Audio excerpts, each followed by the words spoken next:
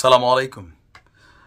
গতকালকে রাত্রে থেকে আজকের এই সকাল পর্যন্ত একটা উত্তপ্ত পরিস্থিতি বিরাজমান।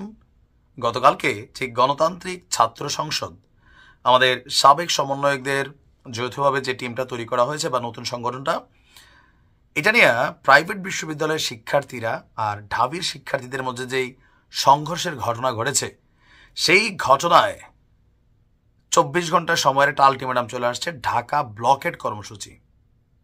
অভিযোগ যে এখানে প্রাইভেট ইউনিভার্সিটির ছাত্রদের কোনো ধরনের মূল্যায়ন করা হয়নি। গতকালকে আপনারা দেখেছেন, তবে মূল্যায়নটা হাতাহাতির মধ্যে শেষ হয় নাই। এবার এই নতুন যে দলটা তৈরি হয়েছে তাদের বিরুদ্ধে অলরেডি মাঠে নেমে গেছে ছাত্ররা। আপনি ভাবতে পারেন যে একদল ছাত্রদেরকে ঠেকানোর জন্য আরেক দল ছাত্র মাঠে নামছে। এটার পরিস্থিতি কোন দিকে যাবে? একটা পারিবারিক, এতদিন আমাদের মেইন রাজনৈতিক দলগুলোর মধ্যে হচ্ছে তারা পরিবার কেন্দ্রিক, যেমন শেখ পরিবারের সাথে যারা আছে সবাই ভালো জায়গায়, অথবা জিয়াউর রহমান পরিবারের সাথে যারা আছেন তারা ভালো জায়গায়। তো এখন এই ছাত্ররাও ওই যে মেইন ঢাবির 8-10 জন সমন্বয়ক, তারাই সব জায়গায় সব পদ পদবি, বাকি সারা বাংলাদেশ থেকে কাউকে নিচ্ছে না, প্রাইভেট ইউনিভার্সিটিকে মূল্যায়ন করছে না। প্রাইভেটের শিক্ষার্থীদের বক্তব্য, তোমাদের কয়টা প্রাণ দিছো ঢাবির, আমাদের কয়টা প্রাণ গেছে, আমাদের তো একজন লোক টার্গেট ছিল, তাকে রাখার জন্য তোমরা কেন রাখলা না? ফাইনালি এটাকে নিয়ে এবার কর্মসূচি ঘোষণা করে বসেছে প্রাইভেটের শিক্ষার্থীরা। প্রাইভেটের দাবি যে তাদের গতকালকে বেশ কয়েকজন শিক্ষার্থী আহত হয়েছেন এবং বিচারের দাবিতে আজ বৃহস্পতিবার তারা বিক্ষোভ কর্মসূচি পালন করবে। যদি দাবি পূরণ না হয় তাহলে শুক্রবার ঢাকা ব্লকেড কর্মসূচির হুঁশিয়ারি দিয়েছে আপনার বৈষম্য বিরোধী ছাত্র আন্দোলন সম্মিলিত বেসরকারি বিশ্ববিদ্যালয় শাখা।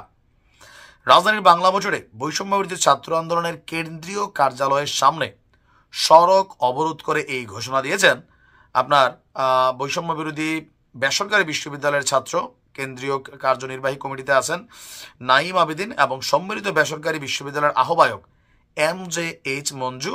রাত 11টার দিকে তারা আপনার এই সিদ্ধান্ত নিয়েছেন। তাদের বক্তব্য, প্রাইভেটের রক্ত মারিয়ে তারা এই ছাত্র সংগঠন করছে। প্রাইভেটের রক্তের উপর দাঁড়াইয়া সবগুলা উপদেষ্টা হয়েছে, সকল ধরনের সুযোগ সুবিধা নিছে। প্রাইভেটের রক্তের উপর এই দেশটা স্বাধীন হয়েছে, কিন্তু নেতৃত্বে কেন প্রাইভেটকে বঞ্চিত রাখা হয়েছে? আমরাও মনে করি এই সমন্বয়ক সিন্ডিকেট ভাঙা দরকার। সারা বাংলাদেশ থেকে যারা ইউনিভার্সিটি, স্কুল, কলেজে যারাই আহত হয়েছে, নিহত হয়েছে, এই পরিবারগুলা গতকালকেও রাস্তার মধ্যে চিকিৎসার দাবিতে প্রধান উপদেষ্টার বাসভবনের সামনে যাচ্ছে। কেন ভাই? কারণ এদের চিকিৎসাও নাই, মূল্যায়নও নাই।